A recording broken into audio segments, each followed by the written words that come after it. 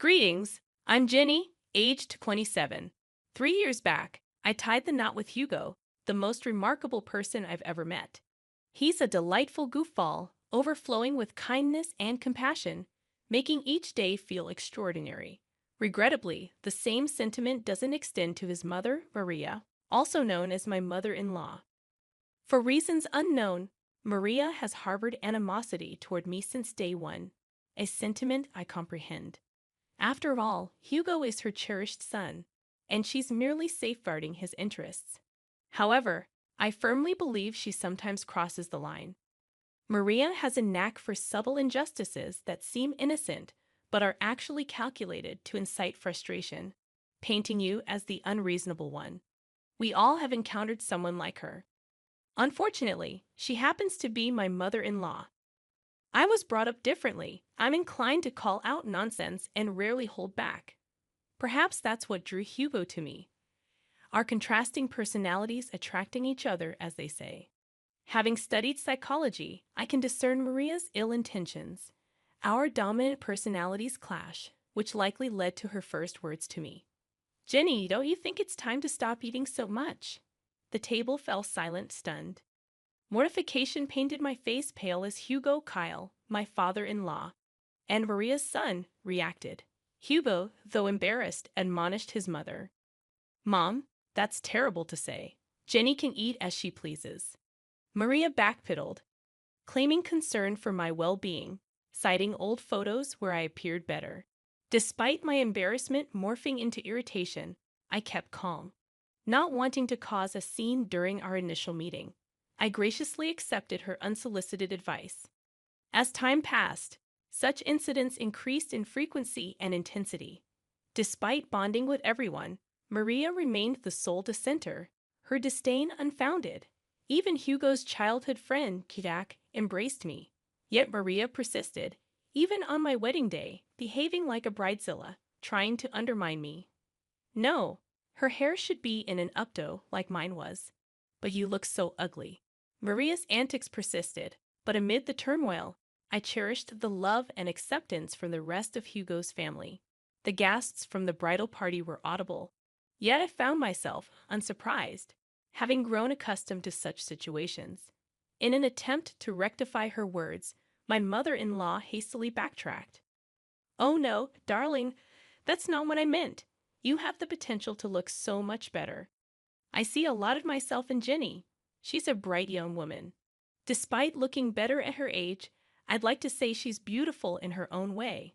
While my father-in-law managed to quell her ruthless antics on that day, the lingering pain and bitterness persisted. It went against my nature to remain silent and passive. My vibrant energy was diminishing, drained by this woman who seemed determined to undermine me. Fast forward 3 years to the current events of our story. We gathered at Hugo's childhood home, his parents' residence, for dinner on a Sunday night. My mother-in-law had graciously invited us, including Jack, indicating something significant was afoot. I had my suspicions, which were later confirmed, making the dinner plan seem more calculated. As the evening unfolded, my mother-in-law seized everyone's attention, announcing an important revelation. Armed with a paper, she began reading. Attention, everyone. I have an announcement. Since my birthday is approaching, I want to share my plans. We're going to Hawaii. The paper confirmed the trip, met with excitement from everyone at the table. That sounds fantastic. What? Amazing news, Jenny. I've always wanted to go to Hawaii. This is great news. I'm so excited. Thanks so much, Ma. Actually, you're not coming. Honey, what do you mean? This wasn't part of the plan. I made some last-minute changes and canceled her ticket before incurring extra charges. So, my ticket was already purchased, and she just canceled it. Why does she hate me so much? Mom, what are you talking about? In the ensuing chaos, Jack and I remained silent. Harsh words flew back and forth until Maria finally offered an explanation. Okay, fine. I'll tell you why I thought Jenny shouldn't join the family event. As I'm getting older, I want to spend my remaining years with those I care about most. Unfortunately, Jenny doesn't belong on that list. Mom, really? What's wrong with you? Nothing's wrong with me. I'm just saying Jenny can't be considered family since she's not related by blood. By that logic, Jack shouldn't go either, right? He's not technically family, as you're stating. But we all know that's preposterous. He is part of the family. Since Hugo and Jenny got married, she's family too. Well, Jack is different. He's always been here, our sweet baby angel. But Jenny hasn't. I'm just not comfortable with her on the trip. It's my birthday, and I get to decide. Come on, Jenny, we're leaving. My resolute no reverberated through the room, capturing everyone's attention, including my adversary, who had been struggling to contain a smile. However, her expression turned serious at once.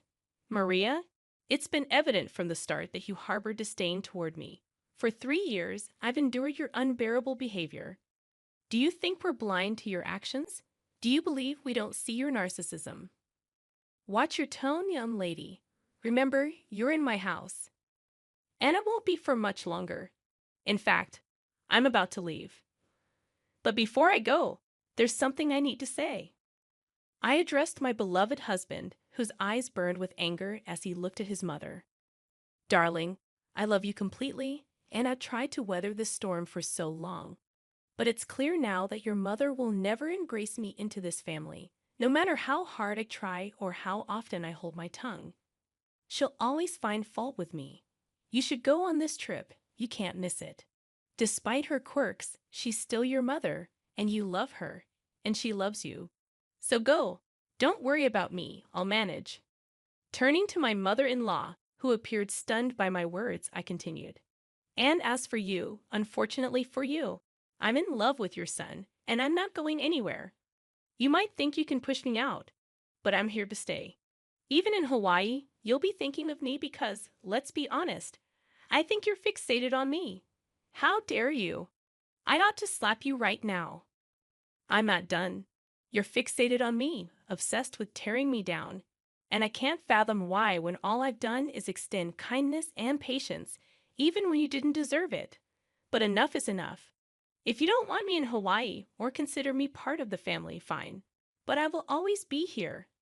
As long as I breathe, I'll be here for Hugo, Kyle, and even Jack, but never for you. In that moment, I realized I had finally silenced her. She stood with her mouth agape, seemingly searching for words that her mind wouldn't allow. I bid farewell to the other family members, kissed my husband on the cheek, and headed towards the exit. Let me drive you home, at least. I can't let you take a cab. Don't worry about me, babe. I love you, and thank you for loving me. But I'll be fine. You have a trip to discuss. Okay, if you say you'll be fine, I'll believe you. Oh, don't forget your purse. Right, my purse. I left it in the kitchen. Upon reaching the kitchen, where Maria had retreated, presumably to catch her breath after the altercation, I encountered her. What do you want? Don't worry about me, sweetheart. I'm just here to collect my things. Well, make it quick. I want you out of my house. I can't believe you said those things to me. With that, she swiftly stormed out, too filled with anger to see me off. In that moment, I scoffed at her absurdity, grabbed my purse, and noticed a piece of paper next to it. Assuming it was the trip itinerary, I grabbed it to sneak a peek at what I was missing. As I began to read, I discovered Maria's handwriting. Dearest Jack, you've always been like a son to me, and I love you dearly. Oh, it's a letter to Jack. A bit strange, but I suppose it's thoughtful. For some reason, my curiosity led me to read further. The love and care you've shown me throughout the years will never be forgotten. Regrettably, even in my son Hugo's case, I feel the love we once shared is no longer there. Wait, is she saying she loves Jack more than Hugo? That can't be right. Persisting in reading the letter, each line intensified my astonishment. The revelations were difficult to fathom. Although I recognized it wasn't my place to read the letter, I couldn't help but be grateful for stumbling upon it. After absorbing its entirety, I paced the kitchen, contemplating my next steps. Suddenly, it struck me. Everyone who needed to know about the letter was in that room. It was time to act. Rereading the letter to confirm its contents, I sauntered into the dining room. where only 3 pairs of eyes met mine. Jenny, I am profoundly sorry for what my wife is subjecting you to. Don't worry at all. You're coming to Hawaii with us. She's just going through a rough patch right now. I'll talk to her and make her see reason. I don't know what's gotten into her, but I'll sort it out, I promise. Kyle, please don't concern yourself with me. As I mentioned, I'm fine. In fact, I've stumbled upon some interesting news that I need to share with everyone, especially Hugo. Hugo and Jack perked up, a flash of worry crossing Hugo's face. Perhaps he feared I was overwhelmed and considering a divorce. Whenever I complained about his mother, he'd empathize, marveling at how I endured her antics. I'd reassure him it was my love for him that kept me going. Noticing Maria's absence, I inquired, "Where is Maria? She needs to be here for this too." I mentioned earlier, she's a bit under the weather after your confrontation. Mentioned a headache and opted for a nap upstairs. She won't be down for a while. You know how she is about her beauty sleep. Familiar with Maria's peculiar habits that often inconvenienced others, I sighed in frustration. This is crucial. She has to be here. It's okay, Jenny. You can share with us, and we'll fill her in when she wakes up. Contemplating the information I possessed, I hesitated. I wanted to witness her embarrassment. I think you should go ahead and tell us, sweetie. It's okay, and you know Hugo struggles with anxiety. It wouldn't be good to keep him waiting.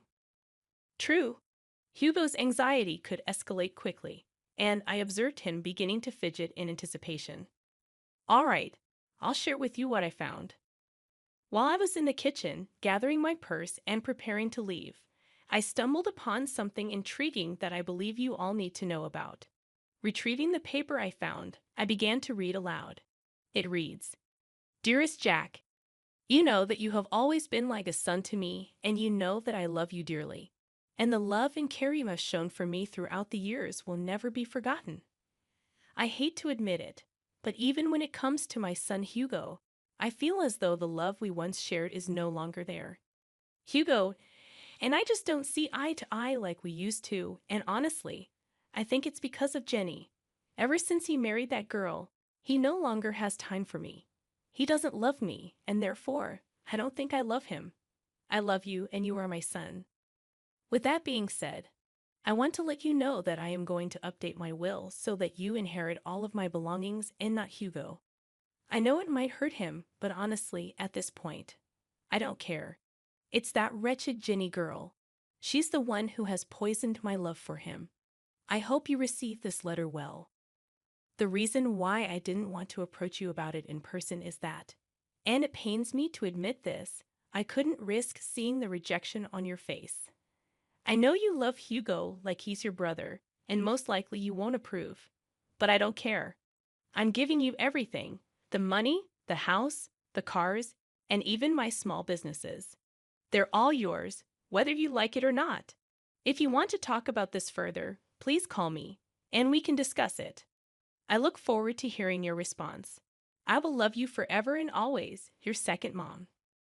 After finishing the letter, I glanced up to witness a flurry of mixed emotions. Kyle appeared on the verge of tears. Jack seemed stunned, but Hugo looked like he was on the brink of losing his temper. I can't believe she said all those things. Is she serious? So, she'd exclude me from her, well, just to spite me and Jenny? She's officially lost her mind, guys. I don't even know what to say. This has gone too far. I'm fed up with her toxic behavior. What are we going to do? In that moment, I had an idea. A week passed, and it was time for the planned Hawaii trip. Maria woke up to find a letter from her husband on her bedside table. It read, "Good morning, beautiful. We decided to let you catch up on your beauty sleep. Don't worry, your bags are packed. Just meet us at the airport." Maria hurriedly got ready and rushed to the airport, searching frantically for her travel companions. She tried calling them, but no one answered. Assuming they had already boarded, she boarded her flight, hoping to catch up with them in Hawaii. During the 12-hour flight, she landed and video called Kyle. "Hey, Kyle. Where are you guys? I woke up late and found your note. but none of you are answering. I assumed you boarded without me. Where are you? Let's start the festivities. That won't be happening, Maria. What do you mean? Where are you? I'm at home. What? Why are you at home? You see, Maria, Jenny brought some important information to our attention last week, and since then, we decided we'd rather spend time in Florida with her than anywhere else with you. Maria gasped. You think we wouldn't find out? What, my baby? Don't baby me. You were really going to cut me out of the will, Mom. I, who? How did you even find out about that? Oh, that wretched girl you despise so much. Jenny found your letter in the kitchen. I don't know what you're talking about, Maria. Lying right now is only adding more nails to the coffin. Jack, tell them. You've got to believe me. I did nothing of this sort. We all read the letter, Maria. The game is up. But I didn't do anything. Jenny is making everything up. Oh, am I? You are so pathetic. It actually makes me sick. We all know what you said and what you tried to do. Thank goodness I was nosy enough to read the whole thing. Hugo, Kyle, please. No, Maria. Enough is enough. You're done. You don't get to say anything else. You messed up big time. Your hatred has caused you to be blind. Now you have to suffer the consequences of being alone on your birthday because of what you've done. I hope you can use this time in Hawaii to reflect on your actions. But I'll be alone. It won't be fun. Maybe people would like to hang out with you more if you weren't such a raging witch. Have fun. And with that, Kyle hung up the phone. We all let out a sigh of relief. I was the first person to start laughing, eventually joined by Hugo, and before we knew it, we were all bursting with laughter at the dining table, just laughing at the sheer absurdity of the situation. The look on her face once she realized the game was up was priceless. Her face turned pale, all the blood drained from her face, and it was evident that it was the first time in a long time that she felt embarrassed. Marianne had to spend her vacation alone, frequently calling Kyle to see if he would at least come and join her because canceling the reservations she made would be expensive. But every time he kept denying it, stating that when she comes back, they were going to have to implement some ground rules if she still wanted to be married to him. Maria began to be very apologetic and frantic, a complete 180 from her usual demeanor, which was genuinely surprising. Hugo also mentioned that if Maria still wanted to be in his life, she had to make a drastic change in her attitude. Otherwise, he was ready to walk out of her life forever. Their relationship remained rocky, and Hugo asserted that if Maria ever disrespected him again, even with the smallest snide remark, he would cut her off completely, just as she had planned for him. As for Jack, he decided it was best to stop being overly accommodating to Maria, as it was clearly enabling her toxic behavior. So not only did Maria end up spending a miserable time in a beautiful place, but she also risked losing the three most important people in her life. She now has very strained relationships with all of them, and she has to change for the better. Regarding me, I messaged her, stating that I need time to decide if I'm going to forgive her for all of her injustices. She was apologetic and begged me to talk some sense into the men in her life. I refused, stating that this is the bed she made for herself, and now she has to lie in it. To this day, Maria is still attempting to mend the very broken relationships that she caused. I just hope she learned her lesson.